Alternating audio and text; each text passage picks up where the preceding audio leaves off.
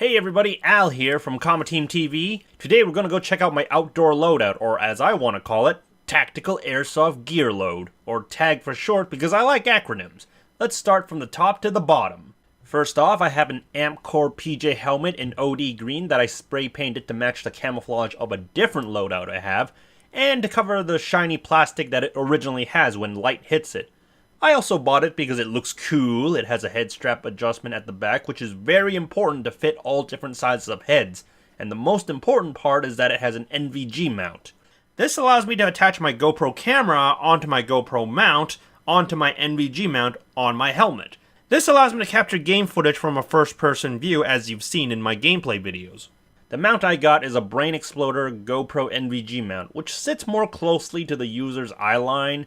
GoPro does have an NVG mount of their own, but many people have said that it wobbles when they attach to their mount and the position of it is not so good for recording.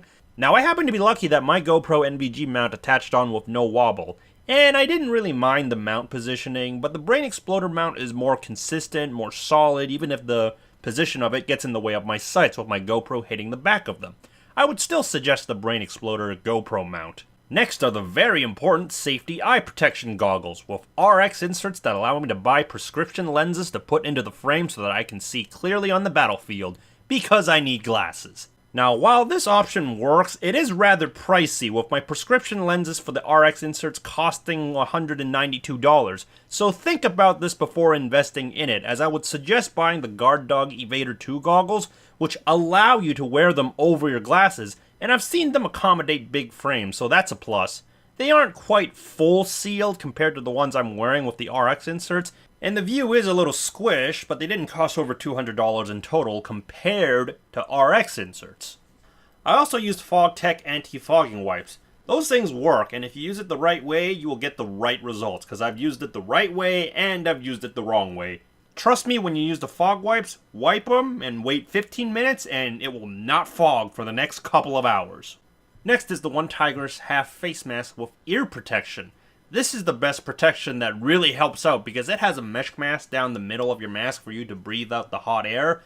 Mesh ear protection, which most masks don't really have it if they're not full face, which aren't really that good in my opinion.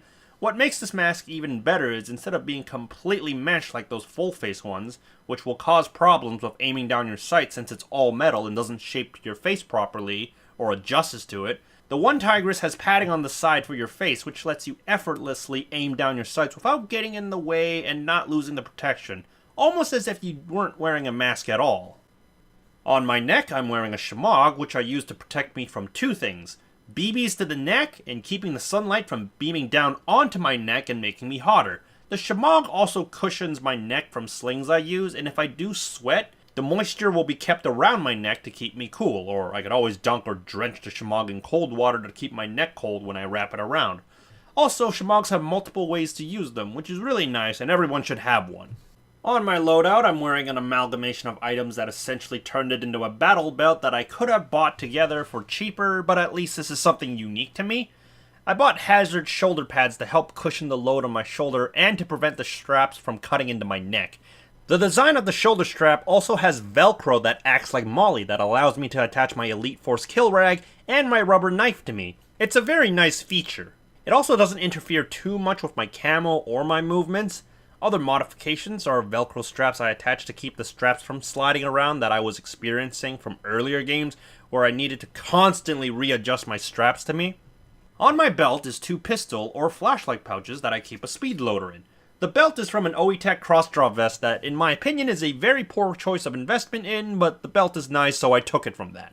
On my left I have a double M4 pouch that holds in total 4 M4 magazines. I have 5 M4 mags in total, including the one I have in the gun, and I only have 5 because the games I play don't last too long, and if I die early, which I do, I don't shoot a whole lot and don't go through all 5 mags fast enough.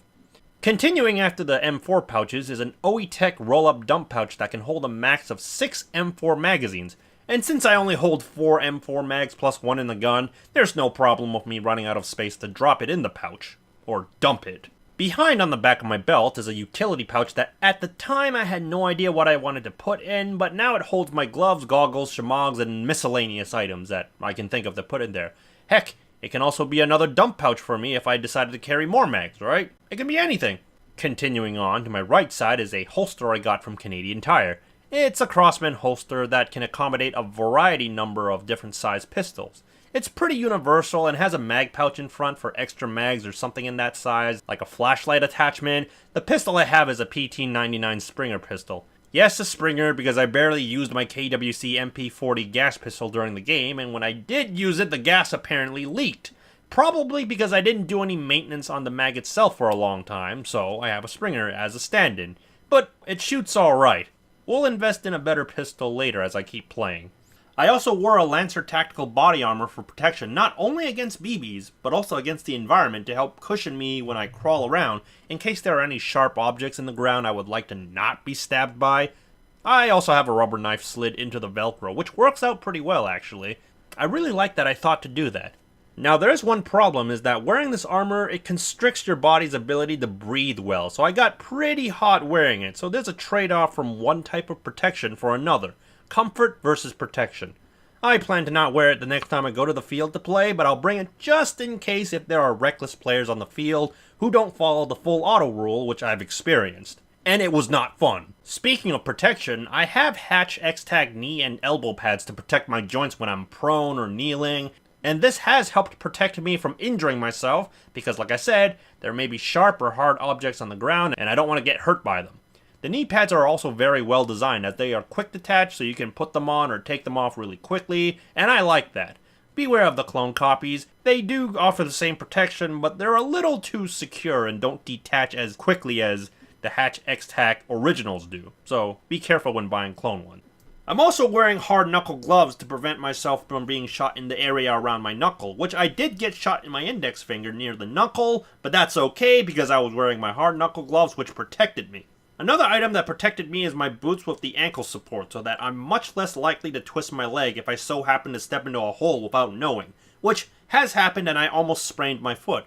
So, when playing outdoor, buy boots with ankle supports, because you don't want to sit out of the game because you sprained your foot, right? On to my primary. Now, I have a mostly stock King Arms Colt M4A1 full metal. I did not buy this gun intentionally as I got it as a mystery box item that I wasn't too much of a fan of, but grew to like it, especially since I'm now customizing it, which I will cover in another video as I want to end the video talking only about my overall loadout for when I went out to play out in the field. That's my tactical airsoft gear load. I hope you enjoyed it, and see you next time in the next video. Hello there! If you enjoyed the video, check out the other videos I've uploaded, and if you like what you see, stay tuned to this channel as I try to upload every Saturday with airsoft videos like gameplay, tag, unboxing, or gear review. Have a nice day. Kind regards, Al.